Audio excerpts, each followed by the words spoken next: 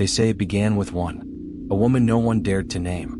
Those who spoke of her vanished. Her powers? Darker than the night itself. And this is her story. In the heart of the once mighty Benin Kingdom, where towering walls of red clay embraced ancient secrets, a tale was whispered from generation to generation. A tale so dark, so terrifying, that even today the elders hesitate to speak her name. Long before the Portuguese ships docked on African shores, and long before the great Benin bronzes were carved, there lived a woman. Some called her Iyayi-Ani, which loosely translates to Mother of Darkness, but most just called her the First.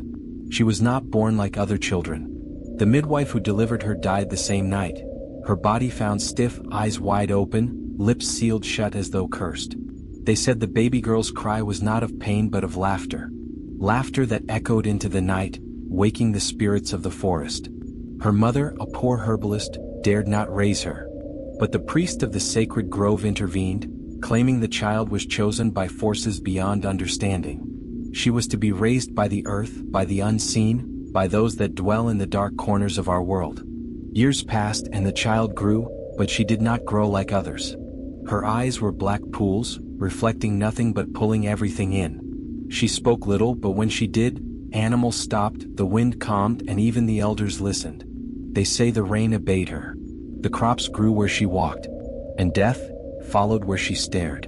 At just 16, the first tragedy struck the village. A nobleman's son mocked her, calling her abomination, in front of the market crowd. That night, his screams pierced the village air.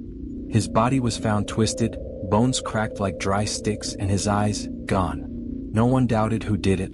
No one dared accuse her. Instead, they began to visit her, offering gifts, sacrifices, goats, chickens, even their firstborn, seeking her blessing, her protection, her power.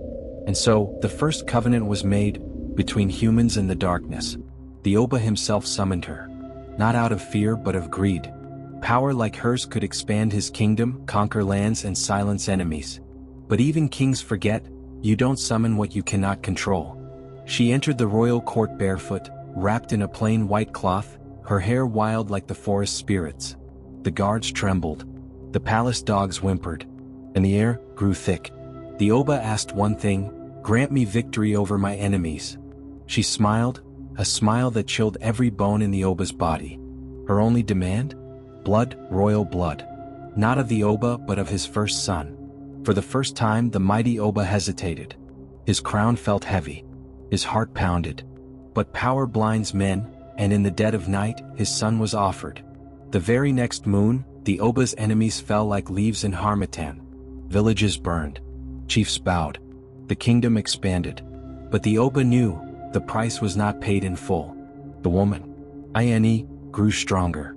Her shrine, once hidden in the forest, now stood boldly at the edge of the palace.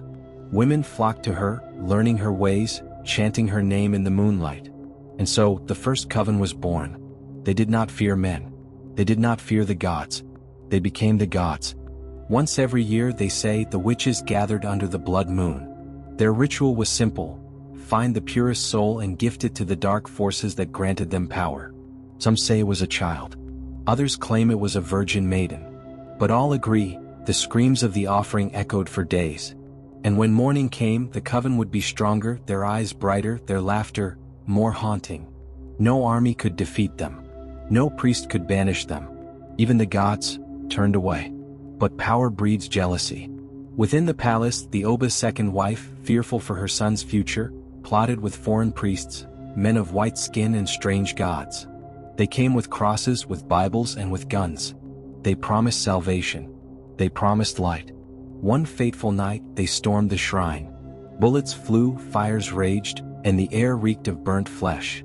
The coven fought, but the betrayal had weakened their bond. Screams of witches and priests filled the night. When dawn broke, the shrine was reduced to ashes. But she, Iyayi-Ani, was never found. Some say she vanished. Others believe she lives, not in body but in spirit. Her curse remained. Crops failed. Children vanished. Rivers dried. And every year on the blood moon someone disappears. Always a child, always the purest. Centuries have passed. The palace stands, modern buildings rise, but the people of Benin remember. They remember her name. They whisper her story. There are those who still visit the ruins of the shrine, leaving offerings, just in case.